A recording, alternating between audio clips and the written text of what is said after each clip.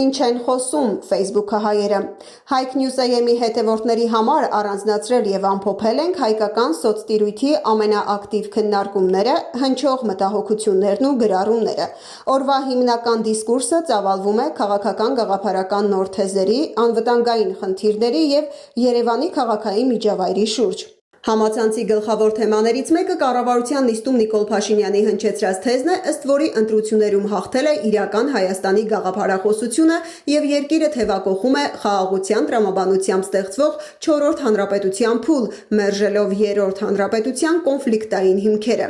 Այս հայտարարությունը լուրջ հակահարված է ստացել փորձագիտական ու քաղաքական շրջանակներում։ Վտանգավոր սահմանագիծ։ Վերլուծաբանները նկատում են, որ իշխող ուժի աշխարհայացքը որպես պաշտոնական գաղափարախոս հռչակելը ավտորիտարիզմի ճանապարհ է։ Ավելին 35-ամյա պատմություն ունեցող 3-րդ հանրապետության ժառանգության ապալեգիտիմացումը նմանվում է պաշտոնական Բաքվի նարատիվներին եւ հիշեցնում 1920 թվականի Ալեքսանդրապոլի պայմանագրերի տրամաբանությունը, երբ պարտությունից հետո սեփական իրավունքների նսեմացումը հանգեցնում է թշնամու ախորժակի մեծացմանը։ Տիգրանաշեն Հայաստանի Հանրապետության գյուղ թե անկլավ, այս մասին Facebook-յան իր էջում հայտարարել է սահմանադրագետ Գոհար Մելոյանը, կից տեղադրելով տեսանյութը, որն արվել էր դեռ նախընտրական շրջանում։ Նա մասնավորապես նշել է. Հայաստանի Հանրապետության վարչատարածքային բաժանման մասին օրենքի համաձայն Տիգրանաշենը Հայաստանի Հանրապետության գյուղերից է, Արարատի մարզի Արարատ համայնքի մաս։ Անգամ 2021 թվականի վերոնշյալ օրենքի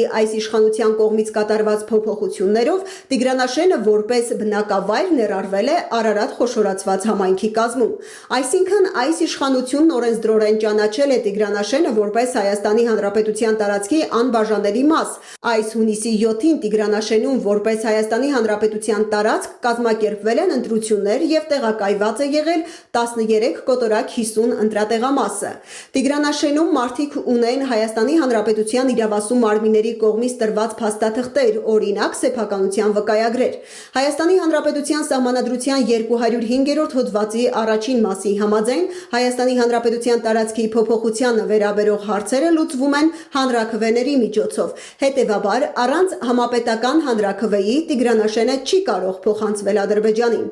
Այդ հարցով պետք է անցկացվի համապետական հանրաքվե, որի մասնակիցների մեծամասնությունը պետք է կողմ արտահայտվի տարածքի փոխանցմանը։ Առանց դրա Տիգրանաշենի հանձնումը հանդիսանում է հակաիրավական ու հակասահմանադրական, գրել է Գոհար Մելոյանը։ Արտակ Զաքարյանը շեշտում է, որ 4-րդ հանրապետությունը ընդամենը քարոզչական միֆ է։ Ըստ նրա, աշխարհը ճանաչում է Հայաստանի Հանրապետության 3-րդ հանրապետությունը իր հաղթանակներով, պարտություններով ու Արցախյան հարցով եւ պետք է պահպանել դե յուրե եւ դե ֆակտո կայացած մեր պետությունը։ Արման Աբովյանը թվերի լեզվով հերքում է իշխանության այն պնդումը, թե ժողովրդի մեծամասնությունը կողմ է այս նոր գաղափարախոսությանը։ Նա հիշեցնում է, որ վերջին ընտրություններում իշխող ուժը ստացել է մոտ 726,000 ձայն, մինչդեռ ընդդիմադիր ուժերը միասին ավելի քան 734,000։ Մաթեմատիկան փաստում է, իշխանությունը չունի բացարձակ մեծամասնության աջակցությունը։ Արմեն Հովասափյանը ծավալուն եւ խորհրդանշական պատումով նկարագրում է, թե ինչպես կվարվեին Արտաշես Ան, Նժդեհը, Անդրանիկը, Շահամիրյանն ու Միկոյանը, եթե տեսնեին այսօրվա Հայաստանը հանձնված սահմաններով ու իրականի եւ պատմականի արհեստական բաժանումներով։ Գրառման առանցքային միտքը մեկն է. հայրենիքը չեն հանձնում միայն սահմանին, այն առաջին հերթին հանձնում են մարդու գիտակցության մեջ։ Ռուբեն Մելիքյանն էլ պատմական ալեգորիայի միջոցով զուգահեռներ է տանում 12-րդ դարի ու մեր օրերի միջև։ Նա ներկայացնում է Հաթերքի իշխան Հասանի եւ Մխիթար Գոշի երկխոսությունը, ակնարկելով արդարադատության դեգրադացիան ու իշխանությունների զիջողական քաղաքականությունը, միաժամանակ հրավիրելով օգոստոսի 30-ին կայանալիք իր գրքի շնորհանդեսին։ Արցախի կորուստը շարունակում է մնալ ցավոտ վերք, իսկ դրա ծանր հետևանքները թե սոցիալական, թե անվտանգային առումներով դառնում են ավելի ակնառու։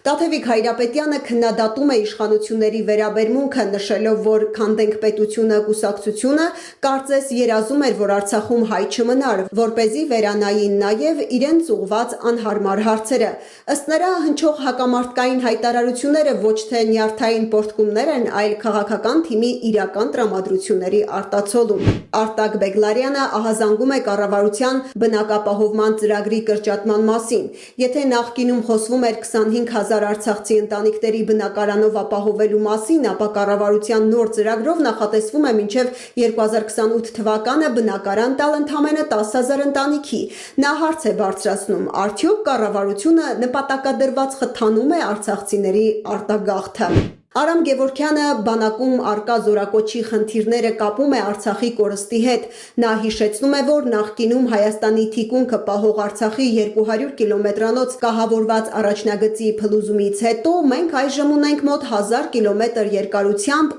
նոր անպաշտպան սահման, քանի որ այն պահող զինվորը չկա, ըստ հեղինակի բանակ են տանում անգամ առողջական եւ սոցիալական լուրջ խնդիրներ ունեցող երիտասարդներին։ Արթուր Վարդանյանը Հայաստանի բանտից հուզիչ ուղերձ է հղել Բաքվի բանտում գտնվող Դավիթ Բաբայանին, ընդգծելով նրա անկոտրում տեսակն ու հանուն ժողովրդի գերի հանձնվելու անձնազոհությունը։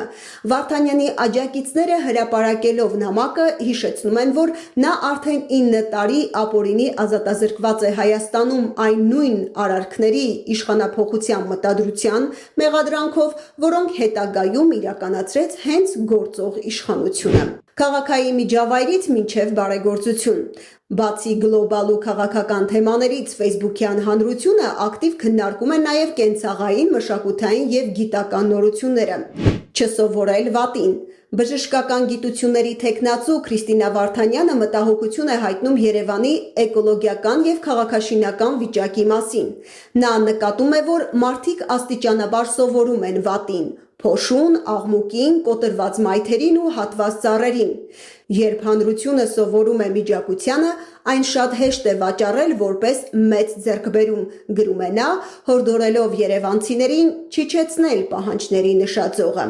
Խորհրդանշական աճուրդ։ Բլոգեր Անդրանիկ Արմանդարյանը աճուրդի է հանել մեծ հայքի քարտեզով եւ սիմվոլիկ 1915 համարով շապիկը։ Աճուրդի մեկնարկային գինը 120 000 դրամ է, իսկ ողջ հասույթը տրամադրվելու է մեծ հայքի նոր քարտեզների տպագրմանն ու անվճար տարածմանը։ Նորություն աշխարհից։ Գիտական եւ բժշկական ոլորտում մեծ ոգևորություն է առաջացրել ամերիկյան Moderna ընկերության հայտարարությունը։ Ընկերության բաժնետոմսերը մեկ օրում աճել է շուրջ 150%-ով այն բանից հետո, երբ պարզվել է, որ մերկի հետ համատեղ մշակվող մելանոմայի մաշկի քաղցկեղի դեմ mRNA-ի պատվաստանյութը փորձարկումների վերջին փուլում տվել է դրական եւ հուսադրող արդյունք։ Նյութերին առավել մանրամասն կարող եք ծանոթանալ HikeNews.am կայքում։ Facebook-յան տրամադրությունները ձեզ փոխանցեց Մարգարիտ Աղուշունցը, HikeNews լրատվական։